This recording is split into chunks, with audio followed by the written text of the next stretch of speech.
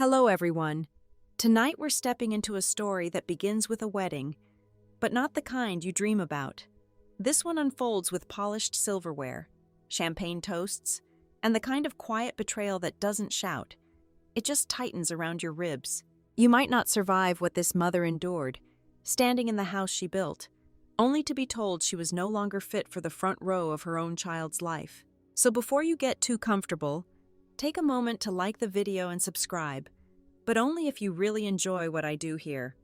And while you're at it, let me know in the comments where you're listening from and what time it is where you are.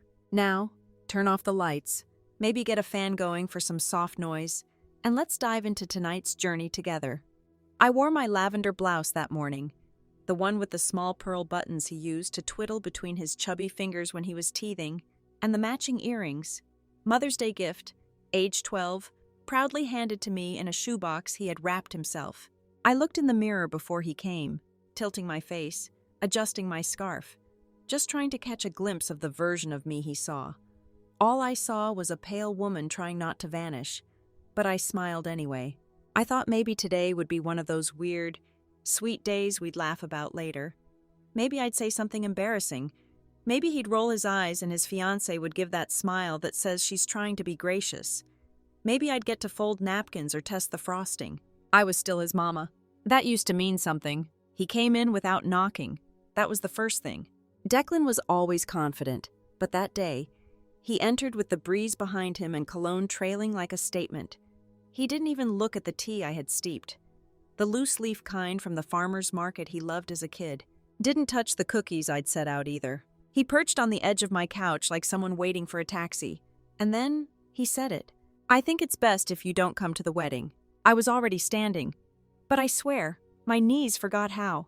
I reached for my teacup, still untouched, and asked him what he meant, even though I already knew. "It's just, the whole thing's very curated," he said, running a hand along his button-down. "Kind of a minimalist, modern feel, clean lines, Brooklyn-style aesthetic." His words were like furniture catalogs. Pretty, distant, cold. I chuckled, still confused. "You don't want your mother in your wedding photos?" "It's not the photos," he said quickly. "It's the vibe." Then he hesitated. "You've been sick. The scarf. The coughing. It might be hard for guests." So I'd become a distraction. "Mom," he added, and I hated how formal it sounded, like a title on a form. "You know we love you. It's just, Harper wants a certain feel, an experience." And right on cue, she entered. Didn't knock either. Harper is tall, poised, has the kind of face you see in yoga apparel ads, calm and vaguely superior. She looked around my living room like someone searching for the draft. "So this is the place," she said. "Cozy, very vintage." "Harper," Declan said quickly. "This is my mother." She nodded once, no eye contact. "Nice to meet you." I stood there in my own house, trying not to feel like a guest. "I'd like to be there," I said gently. "I can sit in the back. I won't take up any space. I just want to see my son get married." Finally, she looked at me. "We've already finalized the seating chart and the color palette." She smiled, but her voice was frosty. "It's just about the mood. We need everything to feel light." I looked at Declan, waiting, hoping, but he just adjusted his collar again. "She's sick," Harper added, waving a manicured hand like that explained everything. "It's admirable that you're trying, but the scarf, the look, it might make people uncomfortable." Declan nodded. "We'll send photos, maybe even FaceTime you in for the ceremony. It'll be like you're there." "I don't want a FaceTime link," I whispered. "I want to be in the room." Harper smiled again, only this time it felt like a warning. "Maybe we can talk about long-term care. A facility, something calm, quiet, comfortable." "You mean a nursing home," I said. "Don't make this harder than it has to be," Declan said. "I'm trying to be respectful." I looked at him then, really looked. Same eyes I once kissed goodnight. Same jaw I'd cupped after soccer games and spelling bees. "Where did that boy go?" I whispered. "I gave you everything." He sighed and stood. "And I appreciate that. But you can't guilt-trip me forever." And then, the blow. "This is why Dad left you." I didn't move. I didn't even blink. Because when someone's been sharpening a blade for years, they know exactly where to cut. The room went silent. I sat back down slowly, my hands resting on my knees, trembling slightly, the tea still warm, the cookies untouched. Harper turned to the door. "We'll be in touch. Let us know how treatments go." Declan leaned in, kissed the top of my scarf like he was laying a rose on a headstone. "We love you, Mom. We really do." Then they left. Just like that. I didn't cry. Didn't yell. I walked to the window and watched their car drive away, the taillights flickering red like an apology I'd never get. Then I whispered, to no one in particular, "Thank you for showing me who you really are." And I reached for the scarf tied at my neck, not to hide anything, but to hold myself together. Something had cracked, but something else had awakened, because now I had nothing left to lose. I didn't cry that night. I didn't scream or curse or fall apart in some cinematic mess on the kitchen floor. I just sat there, alone, wrapped in the faded flannel robe I've had since Declan was in high school. My hands folded small and neat in my lap. The living room light was still on, casting soft gold across the rug, but the house felt darker somehow, like the shadows were listening. My breath, what little I had left after the chemo, was shallow, raspy, but I didn't care. I just stared out the window. That same street lamp outside has been there since we moved in. I used to watch Declan walk under it, his backpack bouncing, sneakers untied, always hungry and always talking. Now it just blinked over an empty sidewalk. It was just me, and the echo of what he said. "You'll ruin the photos. You'll make people uncomfortable." This is why Dad left. That last one hit different. I knew why his father, Michael, left. Michael didn't want to be a husband, didn't want to be a dad. He didn't want to split his paycheck or give up Friday nights or love someone whose body had changed after childbirth. He was a coward. But I never told Declan that. I painted Michael with soft tones. Told Declan his dad was just tired. Told him he was broken, not cruel. That he left with regret in his heart. I thought I was doing the right thing, giving my son a father he could miss instead of one he'd resent. Maybe I was wrong, because now, Declan was grown, polished, ambitious, and cold. Just like his father. Around midnight, I rose slowly from my recliner. My joints creaked from the cold and from the treatments. I shuffled toward the hallway, each step echoing like a reminder. This house was silent now. My bedroom was neat, bed made, Bible still open on the nightstand from that morning's reading. I knelt, slow, painful, at the bottom of my closet, pulled open the old filing cabinet that hadn't seen light in years. And there it was, tucked beneath tax returns and birth certificates, labeled in neat black ink, "Final." I pulled the folder out, laid it on the bed, and opened it with the same hands that had once buttoned Declan's little shirts and packed his lunch with handwritten notes. Inside were pages clipped together, carefully arranged. My will, life insurance, deeds to 3 rental homes, bank statements that would surprise even him. No, I've never lived large. I use coupons. I buy off-brand cereal. I've been wearing the same church shoes since the Clinton administration. But I have money. I built it the slow way. One envelope, one quiet decision at a time. I remember the first property I bought, a rundown duplex across the street. The old widow who owned it passed, and her family didn't want the hassle. I had just inherited a few thousand from my Aunt May. I used every penny to buy that place, fixed it up piece by piece, rented it out. Suddenly there was extra money every month. So I bought another, then another. Eventually, I invested in the local beauty salon when my friend Cheryl needed a partner. And now, I had a quiet fortune. No one knew, not even Declan. I was going to surprise him. That had always been the plan. I imagined a quiet funeral, respectful. Cheryl would hand him the envelope, and inside, a letter that said, "You always thought I had nothing. I saved this for you, because I believed in your future." That day would never come now. I stared down at the last page, my signature just above his name. My only son, my only beneficiary. I reached into my nightstand and pulled out a letter opener. Gold, with my initials at the base. Declan gave it to me in college. Funny, I used it to slice the will clean in half, then in quarters, then in eighths. When I finished, I placed the shredded pieces in the wastebasket beside my bed. I felt lighter, like the air had come back into the room. The next morning, I called Cheryl. She picked up on the second ring, her voice still groggy. "Lorraine?" "No," I said softly, "but I will be. Can you come by this afternoon?" A pause. "Is this about Declan?" "He came by yesterday, said I'd ruin the aesthetic, said I should stay home." I could hear her exhale through the phone. "He asked me not to come either," she said. "Said I'd confuse people." "And Harper," I added, voice steady now. "She said I should be sent away, somewhere peaceful, clean, somewhere I wouldn't ruin the vibe." Cheryl didn't speak. "Bring the new documents," I said. "I already know who's getting everything." "You sure?" "I'm dying," I said. "But not today. Today I'm just taking back what's mine." She didn't hesitate. "I'll be there." After I hung up, I walked to the kitchen, made myself a fresh pot of tea, buttered a slice of toast, then sat at the table with a yellow legal pad and began to write.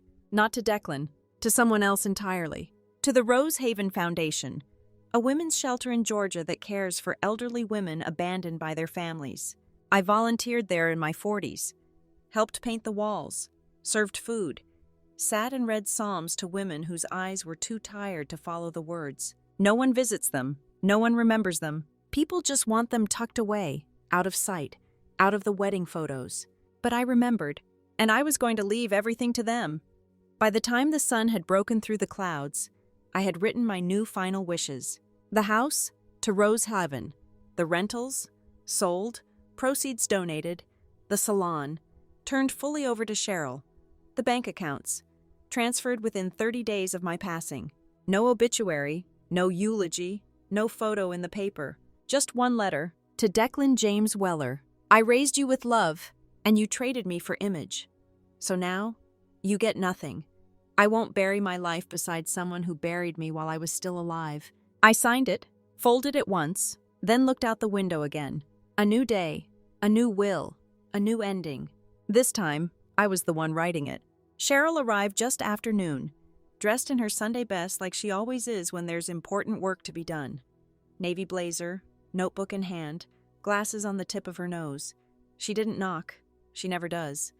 We've known each other too long for formalities. We met when we were 19, back when we sang in the church choir and believed we'd marry deacons and live tidy lives with potlucks and perfect gardens. Life, of course, had other plans. Now we were two older women with too much history to pretend. She stepped inside, set her leather briefcase on the kitchen table, and nodded toward the kettle. "I brewed some tea," I said. "But it's cold now." "Doesn't matter," she replied. "We've got things to fix." I handed her the yellow legal pad with all the details I'd written that morning. My handwriting had grown shakier since the last round of treatment, but it was all there. Clear. Final. She read it carefully, line by line. Then, without saying much, she pulled out a clean set of documents and started drafting a new will from scratch. I sat across from her and watched the way her pen moved with purpose. No hesitation. No questions about whether I was sure. That's what real friends do. They trust your silence as much as your words. After a while, I spoke. "You know why I started saving, right?" She didn't look up. "You said you wanted to make sure Declan never went without—" "That was part of it." I paused. "But mostly, I watched too many women die broke. Women who gave everything, worked their whole lives for men who left. Children who forgot. Jobs that didn't care. I told myself I'd never go out like that." "You won't," she said, still writing. "You're going out loud." We both smiled at that. For a while, I had planned to surprise Declan, even after the diagnosis. I had a shoebox in my closet, filled with birthday letters, one for every year until his 50th. I started writing them when he was in college. Some were funny. Some were full of advice. One began, "If you're ever feeling lost, remember that you were always my son before you were anything else." Now, they didn't feel like gifts anymore. Cheryl paused mid-sentence. "What are you going to do with them?" "I'm going to burn them," I said simply. "He doesn't get those anymore. He doesn't get me." She didn't argue. We kept working. She took down every account number, every property deed. the contact info for my banker at Jefferson Mutual, even the title to the beauty salon we co-owned. I handed her an envelope of cash I kept tucked away in my sewing drawer, $10,000 in crisp bills, labeled, "In case the world ends." We laughed about that one. "Your world ended," she said. "But you didn't." When all the assets were documented, we turned to the final question. Beneficiary. At the top of the page, I dictated the name. Rosehaven Women's Foundation. Cheryl paused and looked at me over her glasses. "You sure?" I nodded. "They've never asked me to hide who I am. They don't care what I look like. They don't treat old women like forgotten furniture. That's who I want to honor." She added the name, then she looked at me again, gently this time. "Nothing for Declan?" I stared out the window. The curtains were pulled back, and sunlight was streaming in, warming the kitchen floor. I already gave him everything. That's enough. It took another 20 minutes to finalize the language. By the time she slid the document in front of me, my hand was shaking from the effort. I picked up the pen, signed my name. It wasn't pretty, but it was mine, and it was final. "I wrote a letter too," I said softly. "To him." "To explain? To end it?" She looked at me carefully. "You want me to give it to him?" "Not yet," I said. "Let him have the wedding. Let him smile for the camera. Let him think he won." Then I reached into a drawer and handed her a small black envelope. "And this one's for Harper." Cheryl arched an eyebrow. "Both at the same time?" "Yes," I said. "One for each hand, and no sympathy when you do it." She leaned back in her chair and studied me for a moment. "You really want to make a scene?" "I'm not making a scene," I replied. "I'm ending one. He started it the day he said I was too ugly to be seen." She nodded slowly. "Then I'll do it right." We sat there for a little while longer, the documents neatly packed in her case, the two envelopes resting on the table between us like loaded pistols. My body felt weak, but my heart felt steady. "You think I'm being cruel?" I asked, quietly. She reached across the table and placed her hand on mine. "No," she said. "I think you're being honest, and I think he's lucky you didn't do worse." I chuckled. "Don't tempt me." We both laughed, a deep, worn laugh that felt like Sunday afternoons and too sweet lemonade. But under the laughter, there was a truth neither of us had to say out loud. I had been erased, and now I was writing myself back in. As Cheryl got up to leave, I handed her the manila envelope with Declan's name on it. "Keep it safe," I said, "and promise me something. Anything. If he cries, if he begs, if he suddenly finds the right words, don't change your mind. Hand it to him just like we planned." She nodded. "I promise." I walked her to the door, slowly now, one hand on the wall, watched her car disappear around the corner, then locked the door behind me. The house was quiet again, but it didn't feel empty this time. It felt ready. That night, I didn't sleep. I didn't even try. Instead, I sat at the kitchen table with my hands folded neatly in front of me, the air still thick with the scent of old wood and quiet decisions. My scarf rested on the chair beside me, blue with silver threading, now a kind of armor I had earned. I got up once, just before dawn, and opened the hallway closet, reached for the shoebox beneath the towels. The letters, every birthday, every milestone, every moment I thought he might need my voice when I was gone. I carried them one by one to the kitchen, sat back down, and began tearing. Letter for his 30th birthday? Gone. The one I wrote for his future wedding day. The one that started, "I'm proud of the man you've become." Gone. They didn't belong in his hands anymore. He didn't earn them. The one that began, "If you ever feel lost," that one lingered in my palm for a long second. Then I tore it too. By the time I was done, my hands smelled like paper and ink and something else. Something final. I took the pieces to the trash, pressed them down with the back of a spoon, and folded the lid closed. Then I washed my hands. The ink didn't come off right away, but my heart felt clean. Later that morning, I made oatmeal. Not because I was hungry, just because it gave my hands something to do. I added brown sugar, the way I used to when Declan was little, back when he'd pretend he didn't like raisins but would still eat every spoonful. I poured a cup of coffee, took one sip, poured the rest down the drain. I felt restless. Then came the knock. Not on the door, in my chest. a sense that something was shifting, that this wasn't just an ending. This was the beginning of the part where I took up space again. I looked around my home. It wasn't fancy, never had been, but it was mine. The lace doilies, the chipped mug with a faded bird print, the recipe card still stuck to the fridge with a magnet shaped like a corn cob. None of it was perfect, but it all told the truth, and that was more than I could say. For the people who had just tried to erase me. 3 days passed before I saw the envelope.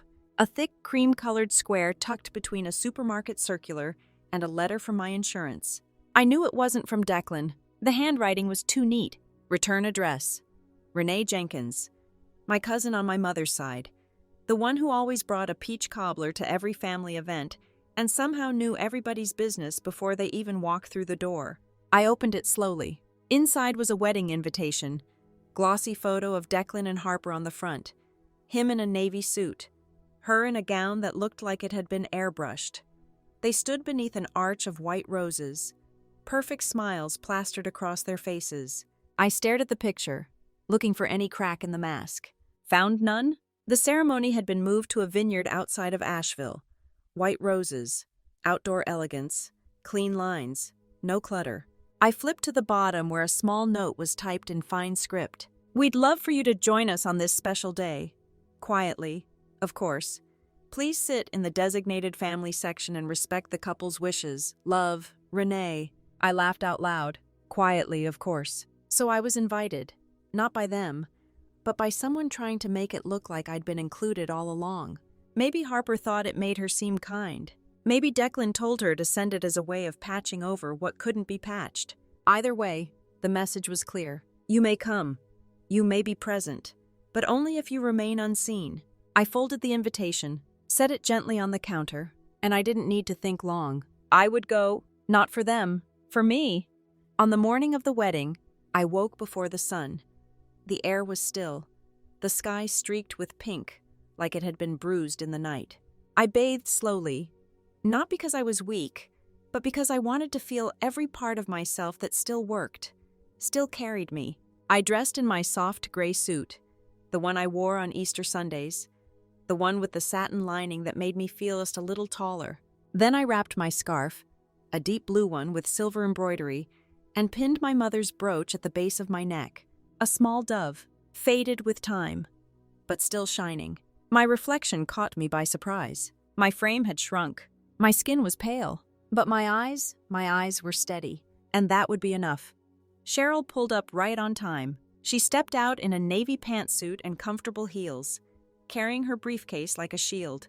Inside was the envelope, tucked into her bag, sealed and labeled with Declan's name in my best handwriting. I handed her a smaller black clutch. Inside tissues, a bottle of water, and another envelope. That one said Harper. You sure about this? Cheryl asked. I nodded. I just want to see, just once, how far he thinks he's come. The vineyard was beautiful, I'll give them that. Rolling hills, rows of grapes, tents stretched wide under the Carolina sun. Guests in pastel suits and floral dresses, a string quartet playing something airy and forgettable. We sat in the third row, just as instructed. I took a deep breath, felt the cane firm beneath my palm, and settled in. From where I sat, I could see it all. The altar, the platform, the floral arch where my son would vow to honor someone else's mother more than he ever honored me. I didn't fidget. I didn't speak. I just watched. The ceremony began 10 minutes later. Declan walked down the aisle looking every bit the groom he wanted to be. Sharp, tailored, untouchable. Harper followed, radiant and hollow. Her dress glittered in the light, catching attention like a net. The officiant began to speak, words about unity, family, loyalty. Declan didn't flinch, didn't even glance at the third row. They said their vows. Hers were tearful, poetic. His were practiced, rehearsed. They kissed. The audience clapped, cameras flashed, and the music swelled. Everyone stood. Except me. Cheryl leaned over. Now? I shook my head. Let them have their photos. Let them have one perfect moment. Because everything after that, that would belong to me. The reception tent opened just as the last of the petals settled beneath Harper's heels. Guests moved in waves. Soft laughter. champagne flutes catching sunlight like chandeliers. I watched them go, declining like leaves in autumn, while I remained seated, hands resting in my lap, scarf pinned just so. From this distance, I could see the shimmer of Harper's gown as she posed beside Declan. He looked untouched. Not a man who'd just cut his mother from his life, but a man posing for an audience he still thought he could charm. And that's when I nodded. Just once. Cheryl stood up slowly, the envelope for Declan already in her hand. The second, for Harper, tucked neatly inside her purse. She walked with the calm stride of a woman who had been asked too many times to sit quietly and decided, one day, not to. Guests didn't notice her at first. Why would they? She wasn't part of the curated color palette. She wasn't holding a glass or a camera. She was holding the truth. Declan spotted her first. His smile faltered, only for a second. But I saw it. "Congratulations," she said softly, handing him the envelope. "This is from your mother." He took it without speaking. Then she turned to Harper. "And this is for you." Harper's eyebrows pinched together in confusion, but she accepted the black envelope anyway. Before either of them could say a word, Cheryl turned on her heel and walked back toward me. Slow, measured, finished.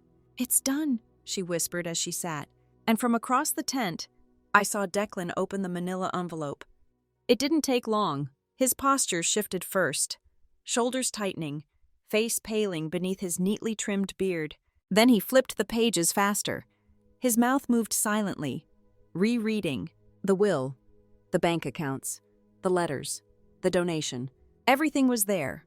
Every dollar, every deed, every carefully clipped investment account.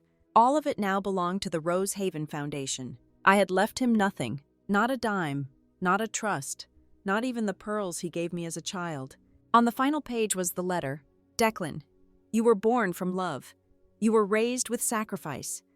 I scrubbed floors so you could walk freely. I wore shoes until the soles cracked so you could have new ones.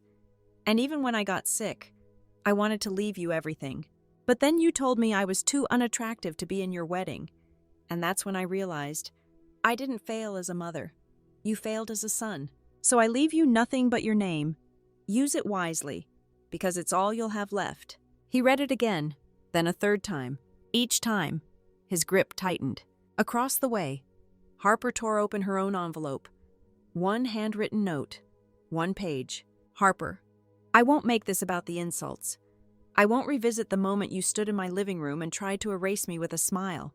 But if you married Declan thinking you were getting a legacy, think again. He has nothing now, and he earned it." Lorraine Weller. Her lips moved like she was trying to form words, but couldn't choose which to land on first. Then, "To no one in particular," she hissed. "What does this mean?" Declan didn't answer. She looked over his shoulder. "Tell me this isn't real." Silence. "Tell me this is some kind of joke." Still nothing. Then louder, sharper. "You let her do this? You let her sit right there, in the third row?" More guests turned. Even the string quartet fell quiet. I remained seated, still, silent, present, but no longer invisible. Harper's voice cracked. "I am not marrying a broke man who lets his own mother ruin his wedding." Declan reached for her hand. "Harper, wait. This doesn't change anything." She yanked her hand away. "It changes everything. You told me she was dying." "She is," he whispered. "Then what were you waiting for?" She said it like she was talking about a financial transaction. And maybe, to her, that's all it ever was. People were watching now. Cameras slowly lowering. The curated moment fracturing at the edges. Harper backed away, her eyes wild. "You embarrassed me. You let her humiliate me." Declan turned toward the third row, where I had been. But by then, my chair was empty. All that remained was my scarf, blue with silver stitching, folded neatly on the seat, placed with intention, left like a signature. Harper spun around and stormed off toward the vineyard gates. Her bridesmaids followed, stumbling in heels, voices raised in frantic whispers. Declan stood alone beneath the floral arch where, not 15 minutes earlier, he'd smiled for the camera like a man who had it all. Now he stood in a suit he didn't deserve, holding a letter he couldn't unread, watching the wedding he thought he controlled unravel beneath him. A distant cousin, One of the few who still remembered me from back when Declan was just a boy with scraped knees and big dreams, stepped forward and placed a hand on his shoulder. "Son," he said, voice low, "that woman walked through hell to raise you. You should have let her sit in the front row." Declan didn't speak. He just stood there, envelope in one hand, silence in the other. Back at home, I was already brewing tea. I didn't need to stay and see it happen. Didn't need to hear the yelling or watch the guests pretend not to judge. I had written the final scene, and now I was just watching the lights go out.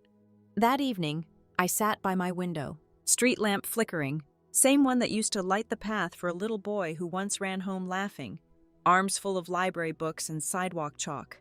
I whispered, to no one in particular. This is for every mother who was told she was too much, too loud, too inconvenient. Then I closed my eyes and let the peace roll in. Not revenge, just release. The next morning, the air felt different, cooler, cleaner, like the world had exhaled. I made toast, not because I needed breakfast, but because the smell reminded me I was still here. I didn't bother buttering it, just let it sit there, golden and bare, while I watched the sun crawl across the kitchen floor like a polite visitor. I didn't check my phone. I didn't open the mailbox. I just existed, and honestly, that was enough. But by mid-afternoon, the curiosity got to me. I texted Cheryl, one line. Did he say anything? She replied in less than a minute. He tried to. I smiled at the screen, then tucked the phone back in my cardigan pocket. That was more than enough. They'd planned to leave for a honeymoon in Greece, I heard, but the flight was canceled. Or maybe Harper was. Someone from church told me they saw Declan at the pharmacy alone the next day, picking up a bottle of ibuprofen and staring at a display of get-well cards like they were written in code. I imagined him standing there, the letter in his pocket burning like an ember he couldn't put out. And I didn't feel triumphant. I felt, still, like I had finally stepped off a stage I never auditioned for. That evening, I lit a candle in the living room. The scent was lavender and cedar, something I'd picked up on clearance a while back. I sat on the couch with a blanket and just let the shadows move across the ceiling. No television, no music, no noise. Just me. And that silence didn't feel like punishment anymore. It felt earned. 2 days later, a letter arrived, handwritten. My name on the front in familiar loops.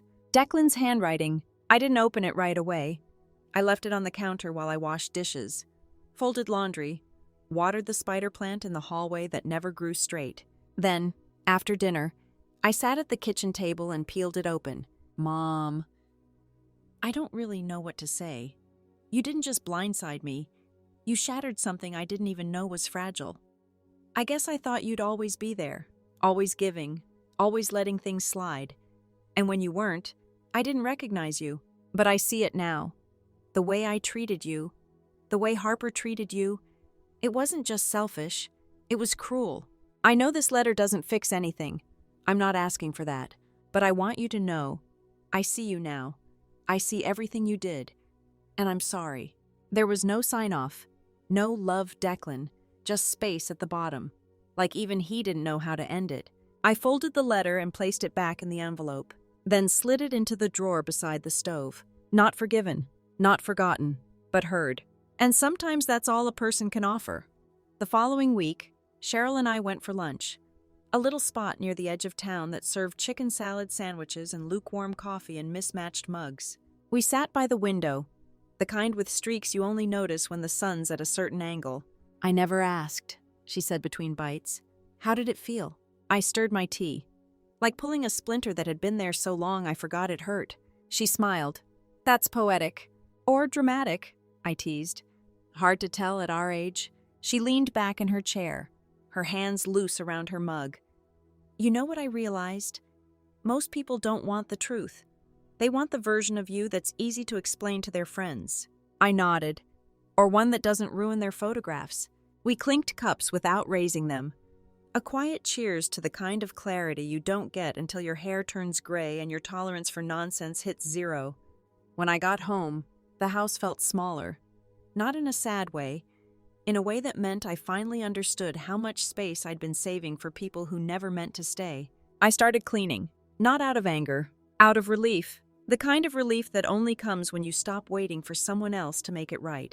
I boxed up old linens, donated 2 coats I hadn't worn in years, put Declan's childhood art projects into a bin and taped it shut without looking twice. Some things are just memories now, and some memories are better left folded away.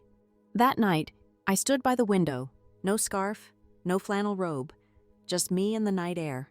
The street lamp flickered again, but this time, I didn't think of Declan walking home from school. I thought of myself, standing at the edge of something new, still sick, still tired, but not broken. Never that. I know this part of the story isn't glamorous. There's no grand courtroom scene, no viral video, no standing ovation, just a woman with aching knees, a cup of tea, and the kind of peace you earn one truth at a time. But if you're still here, still listening, then maybe you felt that kind of shift too. The moment when you realize you can love someone and still leave them behind. You can be soft and still say no. You can be erased and still return, pen in hand, ready to write the next line. Because what they don't tell you is that some of the strongest people you'll ever meet are the ones who disappeared quietly and then reappeared stronger, smaller in presence, but larger in truth. And this was just the beginning. 3 weeks passed. No calls, no emails, just the hum of daily life filling in where people used to be. I took walks around the neighborhood again. Not long ones. My legs weren't what they used to be, but enough to hear the wind rustle the oak trees and smell the faint scent of someone's dryer sheets drifting down the sidewalk. People waved. I waved back. No one asked me where I'd been. No one asked who I used to be. And I liked it that way. One morning, while flipping through the church bulletin in the kitchen, I saw a note in the back pages. The Rosehaven Foundation is proud to announce a new building project, Massey Hall, dedicated to one of our most generous benefactors. I blinked, read it twice, then 3 more times just to be sure. I hadn't asked them to name anything after me, but something about seeing my name, Massey Hall, planted right there in serif font, tucked between Bible verses and soup kitchen times, made me pause. I'd spent my whole life trying not to take up space, and now I had a building. Later that afternoon, I received a text from Cheryl. No greeting, just a link. It was a post from Rosehaven's Facebook page. Someone had shared a photo of me, smiling, standing between 2 women I'd once served meals with, arms around each other like we were born sisters. The caption read, "She gave us everything her family threw away." It had been shared over 4,000 times. Hashtags poured in. She deserved better. Not your invisible mother. Lorraine Massey was here. I didn't cry. I didn't repost. I didn't even hit like. But I whispered a soft thank you to no one in particular. Because maybe now, all the women like me, quiet, kind, aging like shadows, might feel us a little less alone. Cheryl called me that evening. "I hope you don't mind," she said. "They reached out after the donation posted, asked if they could use your story to help raise awareness. I gave them the green light." "It's okay," I told her. "It's not just my story anymore." She was quiet for a moment, then asked, "You ever think about what might have happened if Declan had just said sorry? If he'd just shown up and looked you in the eyes?" I thought about it. Not for long. "No," I said, "because he didn't. And when someone shows you who they are with a clean face and a full voice, you better believe them. That's old woman wisdom for you. The truth doesn't need a second opinion." The next day, I sat on the porch with a thermos of weak coffee and watched a mockingbird land on the railing. It tilted its head at me, blinked once, then flew off like it had better things to do. A thought crossed my mind, not loud, but steady. What if I moved? Not far. Just far enough that the air didn't carry so much history in it. I grabbed a notepad and wrote 3 words. Coast, quiet, clean. A place where no one knew me as Declan's mom. A place where no one tilted their head when they heard the name Massey. A place where I could be someone new, or no one at all. That night, I dreamed I was walking barefoot through a citrus grove, the kind with overripe oranges falling softly into the grass. I was humming a hymn I hadn't thought of in years, and my hands weren't trembling. When I woke up, I started looking at rentals. Something with sun, something with shutters, something with space that belonged only to me. By the end of the week, I had signed the lease. A small house on the coast, 2 bedrooms, white walls and blue tile floors. There was a courtyard with a crooked olive tree and a wrought iron gate that squeaked when the wind hit just right. I didn't tell anyone. Not even Cheryl. Not yet. I packed slowly, only what mattered. Photo of my mother, the scarf with silver stitching, my mother's brooch, a folder with legal documents, a tea mug with a chipped lip that still felt right in my hands. I didn't bring Declan's baby clothes. I didn't bring the photo albums. I didn't bring the old Christmas ornaments with his name painted on them. Some things stay in the past not out of spite, but because they've already done their job. The day I left, I sat on the front step and looked at the porch swing one last time. It had been years since it moved with anything but wind. I stood up, walked inside, and laid a small folded note on the kitchen counter. To the next person who lives here. The house is older than it looks, but it holds secrets well. Be kind to the tulips. They're stubborn but loyal. Then I locked the door behind me and didn't look back. I arrived in the new town just after sunset. The sky was soft gray, and the air smelled like rosemary and salt. I paid cash for the keys, signed the papers, and was handed a tiny mailbox tag with the number 112. It fit neatly into my palm like something meant to be held but not owned. The landlord asked what brought me there. I smiled. Just wanted something quiet. She nodded. Didn't press. My favorite kind of people. The first night in my new home, I didn't unpack right away. I brewed a small pot of tea, opened all the windows, and sat on the tiled floor with my legs stretched out in front of me. The walls were bare. The air was warm. And I was free. Not happy. Not healed. But whole. And for the first time in years, I didn't feel like someone waiting to be included. I felt like someone who had stepped out of the background, uninvited, and still found her own stage. The mornings here come soft. Not the jarring kind of soft you get when an alarm clock fails you, but the kind that settles gently into your bones. The windows rattle just slightly with the breeze. Birds don't sing here as much as they mutter, like gossiping neighbors in bathrobes. I like that. My new street is tucked behind an old bakery. They open early, and the smell of yeast and cinnamon drifts into my kitchen before I've even finished steeping my tea. I don't know anyone's name yet, but there's a man who walks his pug in a little red sweater, and a woman with a sunflower tattoo who waters her porch plants like they're children. We nod. That's enough. I spend most mornings at the small library on Main Street, not to check out books, really, but because I like the sound of pages turning. There's something comforting about other people's words floating around you, like being in a room full of old friends who talk just loud enough to let you know they're there. I volunteer at the front desk now and then, just to keep my hands busy. That's where I met them, the women. They come in quietly, one by one. Evelyn, who wears gloves even in the summer and reads cookbooks like they're poetry. Martha, who always brings her own tea in a chipped thermos and writes letters to a sister she hasn't spoken to in 20 years. And June, who never returns books on time, but always comes back with a smile and a story about why. We didn't become friends all at once. It happened the way most meaningful things do. Slowly, with nods and shared thermoses, and the kind of silence that says, I see you. They didn't ask why I moved here, and I didn't offer it. One Tuesday afternoon, June asked if I'd help her clean out the flower beds behind the library. I agreed before I even looked. We knelt side by side, our knees crackling like old floorboards. The dirt was stubborn, packed down from months of neglect. But our hands moved with a rhythm that felt familiar, like church potlucks, like folding bulletins, like being useful. We planted basil, tomatoes, a few sunflowers just to be defiant. We didn't say much, but there was something sacred about that silence, something healing. Afterward, Evelyn brought out slices of banana bread in foil, and we ate on the library steps with dirt still under our nails. That was the first time I laughed out loud in weeks. One evening, I came home to find a small package at my doorstep. No note, no return address. Inside was a scarf, not mine. This one was different, but it was blue, embroidered with silver thread. I stared at it for a long while, then folded it gently and placed it in the drawer beside my bed.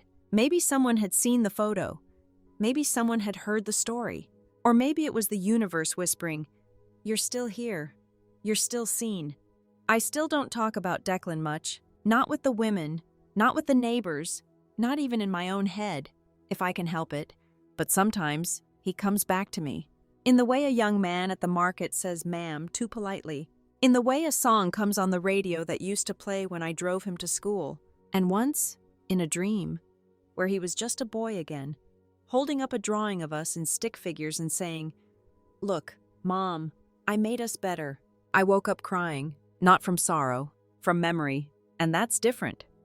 One afternoon, June brought me a stack of old magazines and a single question. "You ever think about writing it down?" I hesitated. "What, the garden instructions?" She shook her head. "No, the story." I opened my mouth, then closed it, because the truth is, I wasn't sure it was my story anymore. It had lived on without me now, in hashtags, in donation drives, in the women who left scarves on library statues and quoted my final letter like scripture. And honestly, I liked that. I liked being the whisper in someone else's courage. One night, I sat at my kitchen table and pulled out a blank notepad, wrote just one sentence: "Some things you lose, some things you leave." Then I tore the page out and taped it to the fridge. Not as a reminder, as a boundary. A few days later, Cheryl called. "I heard something," she said, "and I thought you should know." "All right," I replied. "Lay it on me." He tried to sue? I smiled. Of course he did. Tried to argue emotional distress, said he was blindsided. I chuckled. He should have tried being invisible for a few years. That's distress. The will held. Lorraine. It was airtight. I made sure of that. "I know you did." There was a pause. Then she added, "You okay?" I looked around my tiny kitchen, the soft light, the mug of tea going cold beside me. "Yeah," I said. "For the first time in a long while, I think I really am." Cheryl said something before hanging up that stuck with me. "You didn't just write a will, you wrote a line in the sand. And maybe that's all any of us can do. Not shout, not beg, just draw a quiet line and say, this is where I stop disappearing. This is where I begin again." The wind along the coast has a voice, not one that yells or howls, but the kind that whispers through cracked shutters and rattles loose shells in the window boxes. It doesn't ask questions. It just tells you, softly, that things are moving on, even if you're not ready. I've come to love it. I sit on my back porch most evenings now, a blanket across my legs, a chipped mug of mint tea warming my fingers. No scarf anymore, not because I don't need it, but because the breeze here feels like permission. Permission to be exactly as I am. I watch the olive tree in the courtyard lean slightly with every gust. It's not pretty, not symmetrical. Its trunk is bent in 3 places, but it stands. It stands because it bent. There's a wisdom in that. I'd been in my new home for nearly 2 months when a letter arrived. Thick, white envelope, no return address. The handwriting was familiar. My breath caught before I opened it. Inside was a single sheet. No fancy stationery, no signature. Just one line. "You made this harder than it had to be." That was it. No mom, no love, Declan, just those words. I stared at them for a long time. Then I set the letter down beside my tea and walked into the kitchen. Didn't cry, didn't tremble, just poured the rest of the tea down the sink. Because here's the truth about people like Declan. They think consequences are cruel. They think silence is punishment. They think boundaries are a betrayal. But they never stop to consider the cost of what they took before you drew the line. That night, I didn't sleep. Instead, I walked into the garage and opened an old box I'd nearly forgotten about. It was labeled miscellaneous, in my handwriting from a decade ago. Inside were photo albums, birthday cards, report cards, pictures of Declan dressed as a pirate, a firefighter, a lopsided ghost. One photo in particular caught my eye. Christmas morning, Declan, age 5, holding up a plastic race car with a grin so wide you could count every baby tooth. My old robe visible just behind him. One slipper off. One hand outstretched toward the camera. That photo used to be my reason. For getting up. For pushing through. For surviving things I never talked about. But now I saw something different. I saw a child who had always been given what he wanted. Not because he asked loudly, but because I gave quietly. And sometimes quiet giving turns into assumed ownership. He grew into a man who thought he deserved what I had, just because I loved him. That's the thing about love. It teaches people how to treat you. And when you keep giving without asking for anything in return, they learn to expect without gratitude. Later that afternoon, I received a message. Not from Declan, from Harper. I recognized the number because she once texted me about floral allergies.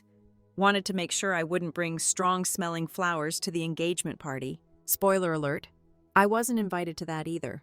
Her message was longer than his. I'm sorry things became so tense. We were trying to plan responsibly. I hope you're well. If you ever want to talk, I'm available.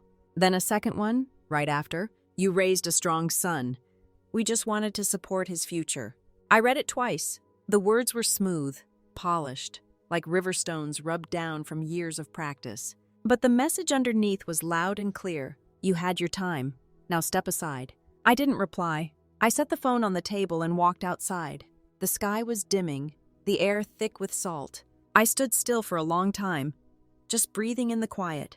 And I knew, in that moment, the most powerful thing I could do was nothing. Not answer, not argue, not explain. Because sometimes, the loudest reply is no reply at all. The following week, I stopped by the town market, bought a bundle of white lilies. The woman at the flower stand smiled and said, "You always pick the quiet ones." I didn't know if she meant the flowers or the people. Either way, she was right. I took them home and placed them in the old glass pitcher I use as a vase. Set them in the kitchen window where the afternoon light could warm them. They bloomed fully the next day, every petal open. No hesitation. I whispered to them, "You're safe here." And maybe I was whispering to myself too. The silence from Declan stretched longer now. No more letters, no more messages, just quiet. But it wasn't the same silence as before.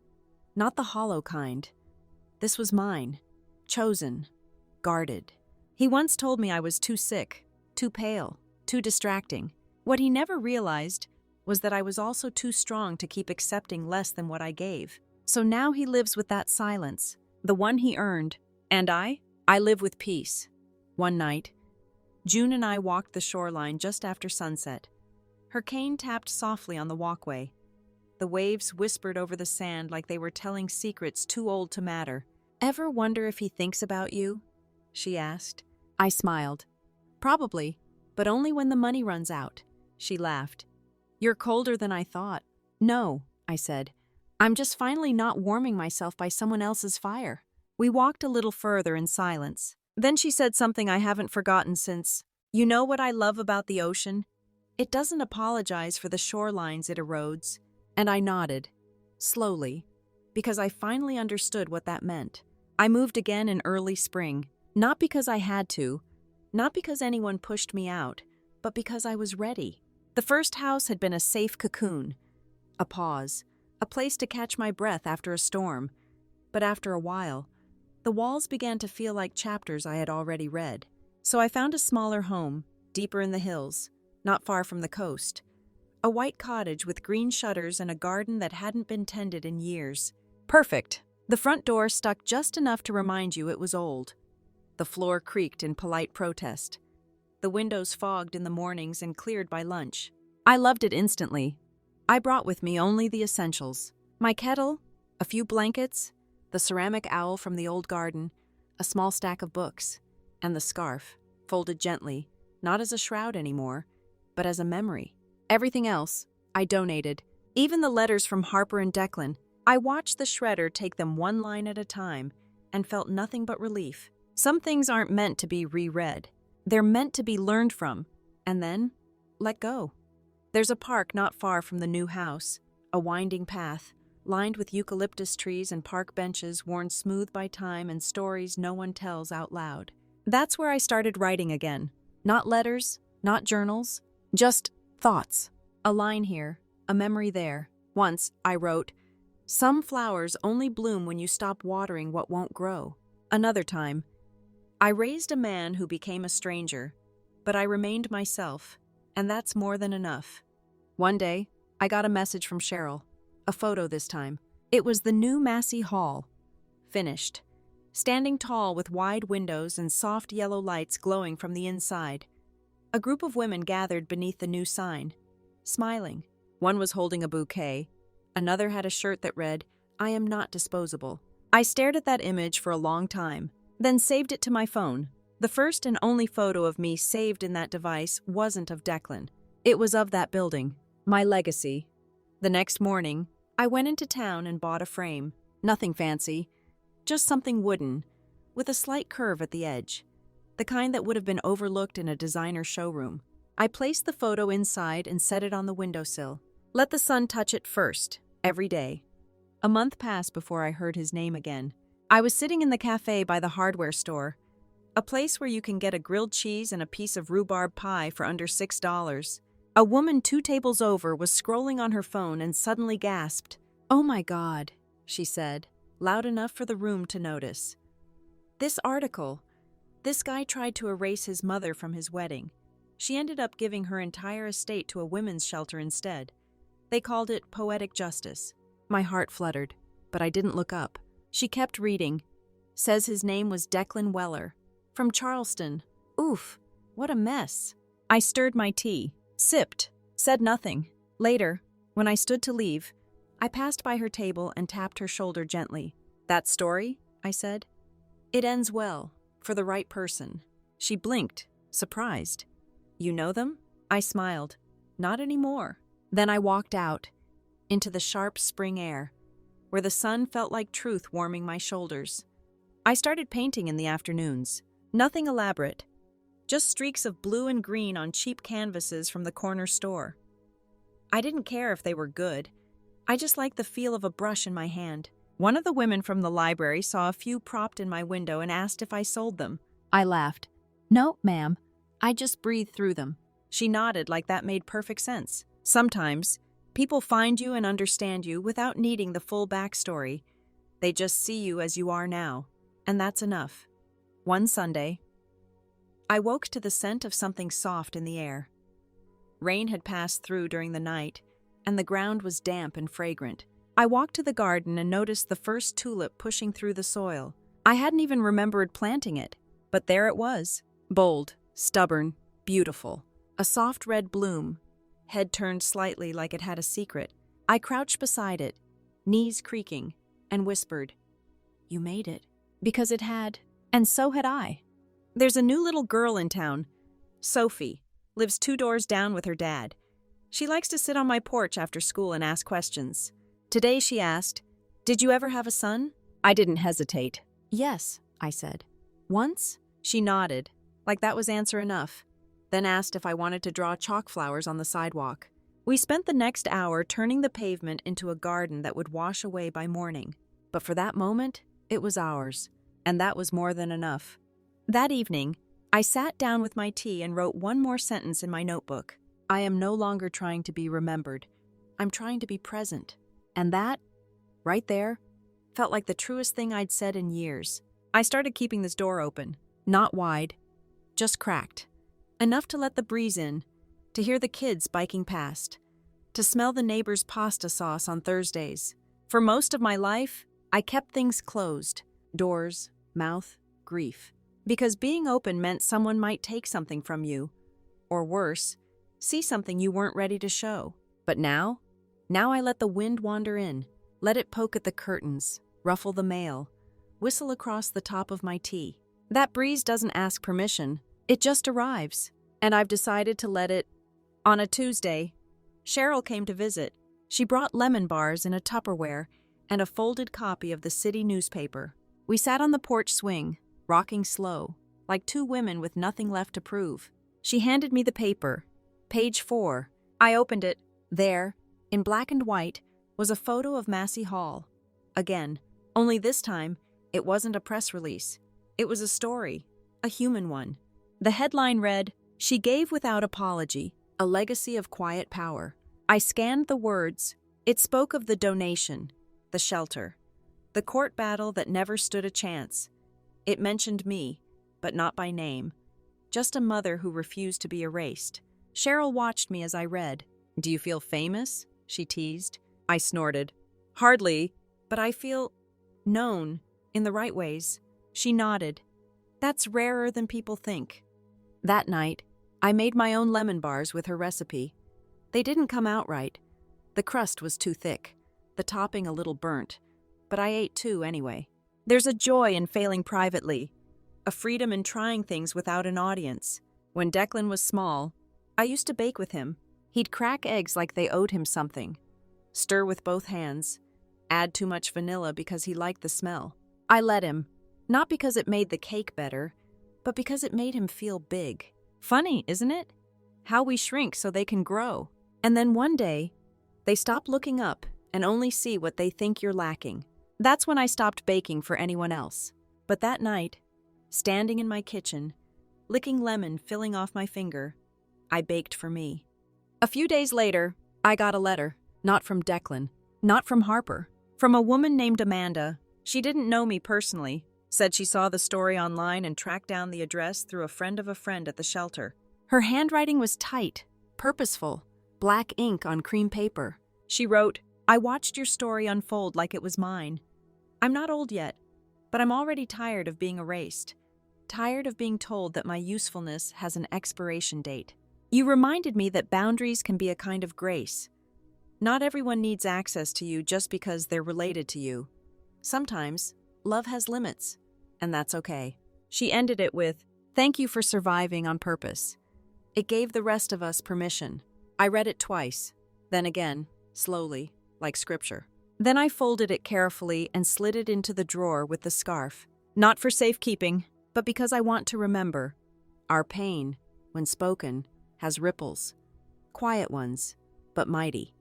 I've started walking to the post office now, not because I get much mail, but because I like the route. The sidewalk there is uneven, and my cane clicks across it like a metronome keeping time. Sometimes I carry a small notebook in my pocket and jot things down as I walk. Things like, the world doesn't owe me kindness, but I offer it anyway. Some people heal by staying, others by leaving. I am not a villain for protecting myself. I'm a survivor for doing it quietly. One afternoon, I passed a bookstore with a sign out front that read, "Your story is still happening."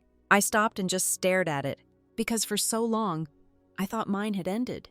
The diagnosis, the wedding, the silence. But now I wake up in a house that smells like rosemary and books. I sit on benches where no one asks what my last name is. I plant seeds in the dirt, not for harvest, but for proof that something grows where I once disappeared. My story didn't end. It just changed authors.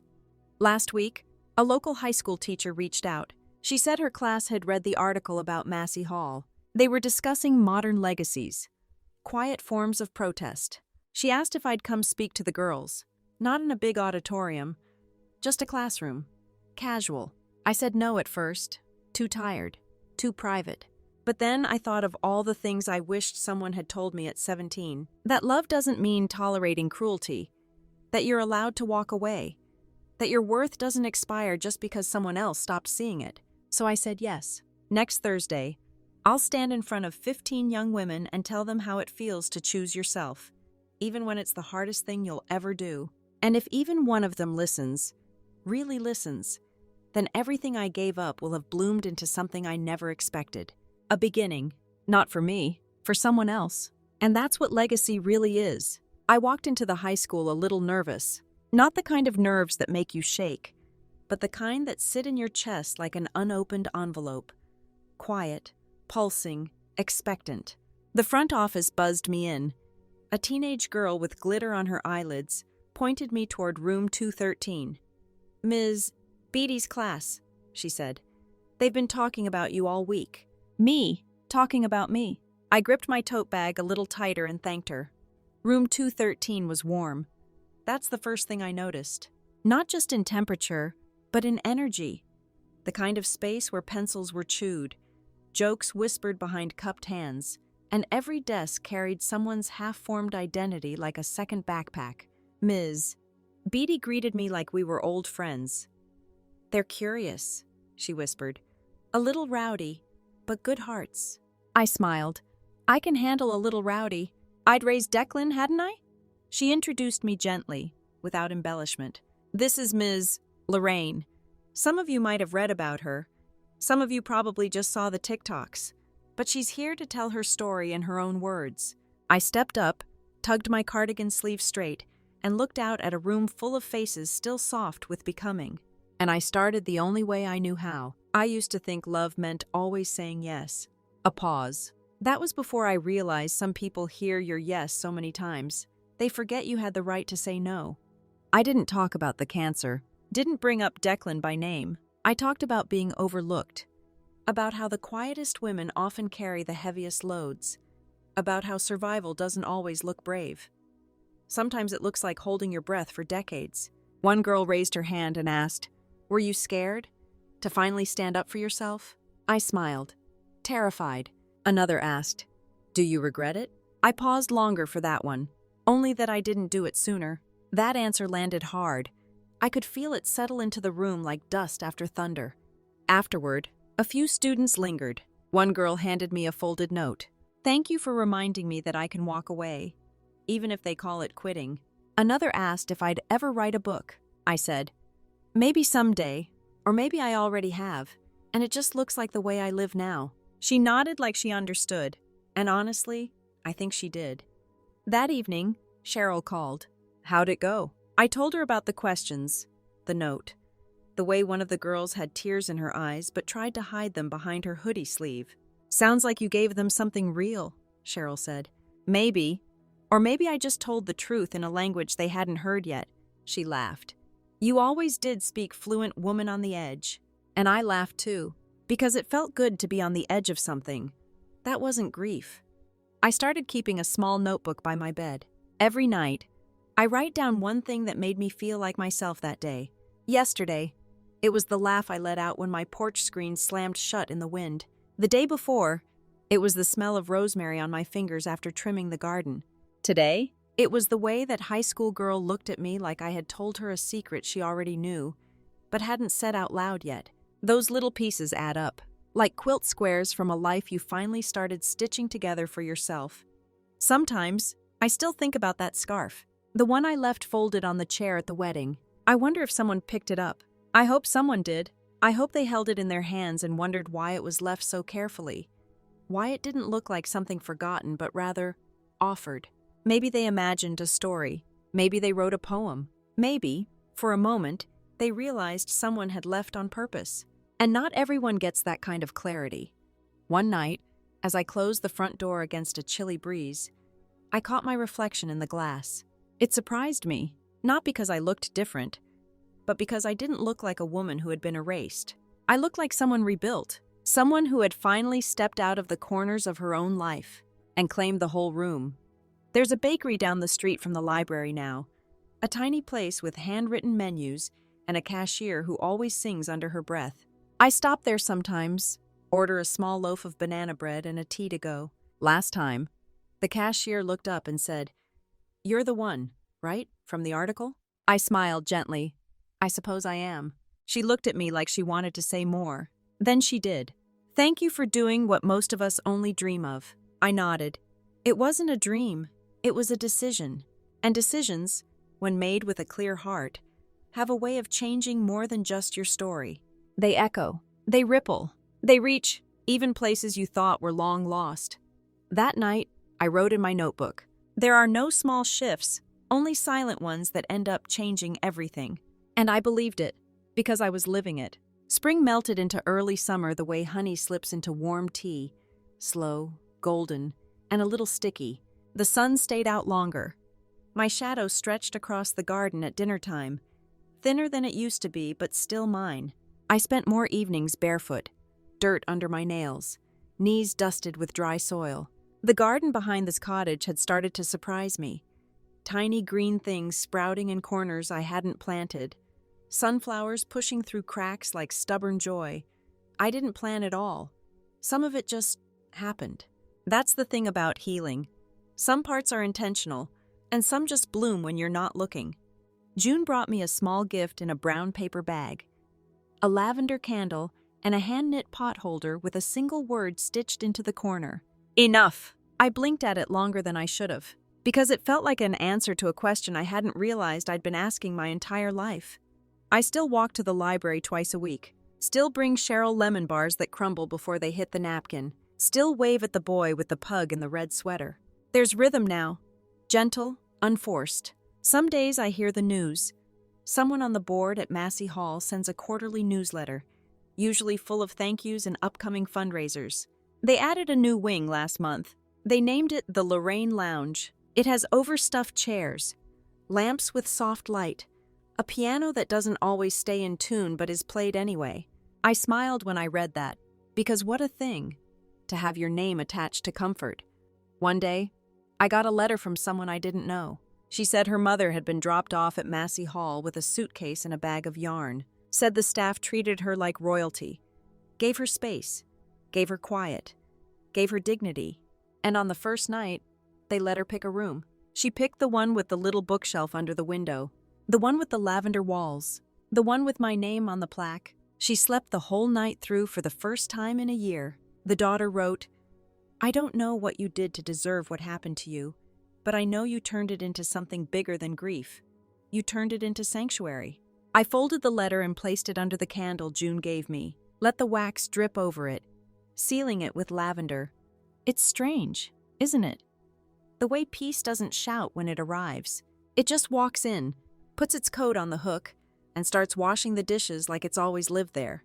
That's how I feel these days. Not triumphant, not healed, just steady. And for someone who's spent most of her life balancing on apology, steady feels like rebellion. One afternoon, I took the scarf out again, the one I left behind at Declan's wedding, the one I thought I'd never see again. It had come back to me, weeks later, in a small box with no note, just a return address from Charleston I didn't recognize. I wonder sometimes, did he find it? Did someone else send it? Either way, I keep it now, not folded tight like armor, but loose, draped over the back of my reading chair like a sigh. Sometimes I wrap it around my shoulders on cool nights, not because I need to, but because I want to. Not all ghosts are meant to be banished. Some are just stories we carry more gently over time. I've been writing more, not letters, not lists, just stories, little ones, about the woman who planted basil upside down and it still grew, about the child who hid love notes in library books for strangers to find, about the old woman who stopped waiting to be chosen and chose herself instead. I haven't shown them to anyone, but they exist, and that's enough. One day I found myself in the mirror, brushing my hair back with tired fingers, and thought, you survived being unwanted by the person you gave everything to, and you're still standing. There's power in that, not bitter power, not angry power, just the power of stillness, of endurance, of knowing you don't have to be remembered as long as you live like you matter.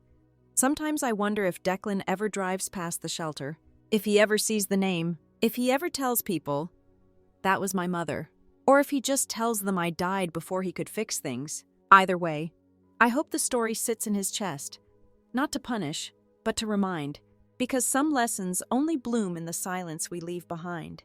And the world will teach you, one way or another, what happens when you ignore the roots that once held you steady. I am not angry anymore, I promise. That part burned out quietly, like the last flicker of a match before the smoke curls upward and vanishes. What's left is something simpler, not forgiveness, not forgetting, just permission to keep walking, to plant things without asking permission, to write the next chapter without waiting for anyone else to turn the page. Tonight I'll make soup. I'll light the lavender candle, wrap my scarf around my shoulders, and sit by the window with my notebook open, blank page waiting like it always does. Because the story isn't over. It never was. It was a Thursday morning when I saw him again. The air had that in-between feeling, warm but not hot, like spring wasn't ready to give up its seat to summer. I'd just finished sweeping the porch, and my hands still smelled faintly of lemon oil and pine needles. The car pulled up slow, quiet, like it didn't want to be noticed. But I noticed. It was Declan's car. I froze, not with fear, just surprise. That kind of breathless stillness that happens when the past shows up in the present without knocking. He sat behind the wheel for a long time, engine off, hands on the steering wheel like it was the only thing anchoring him. I didn't move. Eventually, he stepped out. No suit, no cologne, no folder full of papers, just jeans, a wrinkled hoodie, and a white envelope in one hand. He didn't walk straight to the porch. He sat down on the bottom step, like a boy waiting to be called in for dinner. Shoulders hunched, eyes on the ground. I stood inside the screen door, watching, not hiding, just giving the moment room to breathe. Then I opened the door and stepped out. Slowly. No words yet. He looked up. Same eyes, but quieter. "Hi, Mom," he said, voice scratchy, like he hadn't used it in a while. I didn't answer right away. Just eased down onto the step, a few feet from him. Not close, but not far. He held out the envelope. "I don't expect anything," he said. I wanted to say something." I didn't take the envelope. Not yet. He let it rest between us on the wood. He said he was sorry, said he'd been overwhelmed, that he let pride speak louder than love, that he thought he was protecting something, but really, he was just performing. Then he paused, looked at the envelope.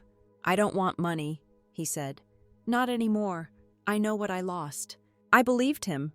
Or maybe I just believed that he finally understood it wasn't about the money. It was about erasure. It was about being made small by the person you once carried inside your own body.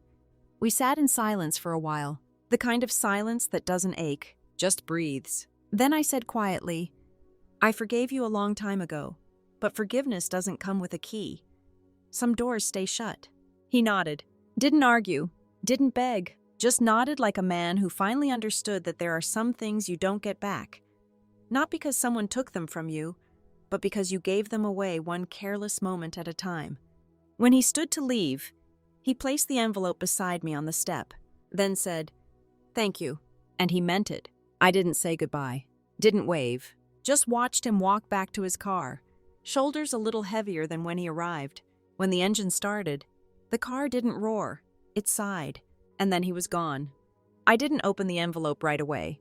I left it there, the corner flapping slightly in the breeze, while I made a cup of tea and wrapped myself in the cardigan I keep on the back of the chair. Then I sat and read. Inside wasn't money, or excuses, or legal arguments. Just a letter, short, worn at the edges like he'd folded and unfolded it more than once. "Mom, you didn't fail. I did. I know that now. I lost something I'll never get back. I hope, wherever you are, you're at peace. I'm not asking for your life again, just your mercy. Declan." I read it once, folded it back up, and slid it into the drawer beside the scarf. Not because I was giving him anything, but because some stories are better left on the shelf than left on fire. The next day, I sat by the ocean. The tide was coming in, but soft, like it knew it wasn't welcome to crash today. I brought my notebooks, wrote one line. Sometimes, the apology is not for opening the door again, it's for not slamming it sooner. I watched the waves lick the edge of the rocks, slow and steady. Then I laughed, because I didn't feel heavy anymore. Not with anger, not with sadness, just light. Cheryl called later that afternoon. "He really came?" she asked. "He did." "And?" "He came like a man who knew he was no longer entitled to the woman who raised him." Cheryl exhaled. "Well then, that's something." "It is," I said, "but it doesn't change the ending." "No," she agreed, "but maybe it softens the epilogue." That night, I opened the photo album. The old one, the one I hadn't touched since I left Charleston. I flipped through the pages slowly, smiling in some places, pausing in others. When I reached the page with the race car Christmas, I traced his little face with my finger, then whispered, "I hope you remember her, the woman who smiled for you long before she had a reason to cry because of you."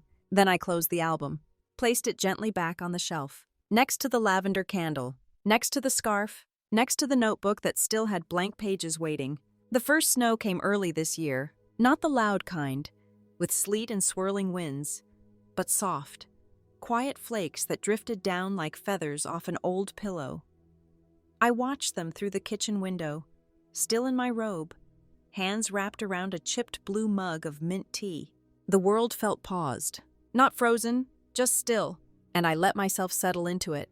The snow blanketed the garden, silencing the weeds and the regrets. Even the old olive tree in the back seemed to lean into the hush, its branches lightly dressed in white, like a guest showing up to a winter wedding, unsure of the dress code. I didn't go outside that day. I didn't need to. The stillness reached me just fine. Later that afternoon, I found myself at the bookshelf, running my fingers along the spines of old cookbooks and gardening manuals. I stopped at a book I'd never finished, a novel someone left at the library donation bin last spring, brittle with sun and full of sea metaphors. Inside it, tucked between the pages, was something I'd nearly forgotten. A letter. Not from Declan, not from Cheryl, not from anyone else. From me, to me. I'd written it during the early days, when the diagnosis still felt like a deadline, and hope was more of a polite habit than a belief. It read, "Dear Lorraine, if you're reading this, you made it. You've lived through the ache, through the silence, through the terrible things you couldn't say out loud. You didn't disappear. You changed shape. You softened in some places and grew sharper in others. But you stayed. You stayed, and that's enough." I sat down slowly on the edge of the couch, the letter shaking a little in my hands. Not from tears, but from the awe of recognizing my own voice after so much quiet. A knock came at the door just before dusk. I wasn't expecting anyone. When I opened it, there was Sophie, the girl from 2 doors down, mittens too big, cheeks pink from the cold, holding something wrapped in foil. "My dad made banana bread," she said, grinning. "But he said it was your recipe." I laughed. She handed me the warm package, then skipped back down the walkway, leaving tiny boot prints in the snow. I closed the door behind her and leaned against it for a second. Let myself smile. Let myself breathe. Because this was what legacy could look like too. A girl in oversized mittens, a neighbor who still remembered my name, a shared loaf of something made with care. Not viral headlines, not bitter courtrooms. Just a moment. Shared. That night, I lit the lavender candle and cut a slice of the bread. It wasn't perfect. The edges were a little too crisp, the middle a little too soft, but it tasted like memory, like stories passed down not through heirlooms, but through kindness. Before bed, I opened the notebook one last time, wrote one last thing. I have nothing left to prove, and everything left to enjoy. Then I closed the cover, not because the story had ended, but because I no longer needed to write it down to believe it. The next morning, I woke to a sky so bright it hurt. The snow had stopped. The ground sparkled like someone had shaken powdered sugar across the whole town. I made coffee, not tea. I put on earrings, even though I wasn't going anywhere. I sat by the window and watched the world move slow. And I let it, because there is a kind of joy that lives quietly at the end of a long battle. Not the firework kind. The kind that hums like a well-worn hymn. If you've been listening this whole time, if you've sat with me through the hurt, through the silence, through the slow rebuilding of something I thought was lost, then know this. You're not alone. You never were. Every woman who's ever been told she was too much or not enough still carries a fire they can't take from her. And if you've ever walked away from someone who wanted to shrink you, only to find your own voice waiting on the other side, I hope you carry that voice like armor. And I hope, truly, that one day you'll wake up with a sky so bright it makes you squint, and a heart so steady it doesn't need explanation. Because peace isn't loud, it's earned, and once you have it, no one gets to take it again. The wind has quieted now. The lights in the house flicker just once before they settle into their warm, golden hum. Outside, the snow has begun to soften at the edges, melting gently into the roots of everything I once thought would never grow again. This home, with its crooked garden and chipped mugs, doesn't feel like a hiding place anymore. It feels like a beginning, a quiet one. But beginnings don't always need to shout. Sometimes, they just need space to stretch, to breathe, to be. I no longer wake up wondering what I have to fix, or who I have to please. The only voice in my kitchen belongs to me, and the only story being written is the one I choose to tell. And so tonight, I'll light one more candle. Not for memory, not for mourning, but simply to mark this moment. This tiny, sacred moment where everything that's ever broken me now blooms quietly into strength. If you've listened all the way through, thank you. If this story touched something you haven't spoken aloud in years, thank you for letting it sit beside you in the dark. You are not alone. You are not erased. You are not too late. Thanks for listening. Don't forget to subscribe and feel free to share your story in the comments. Your voice matters.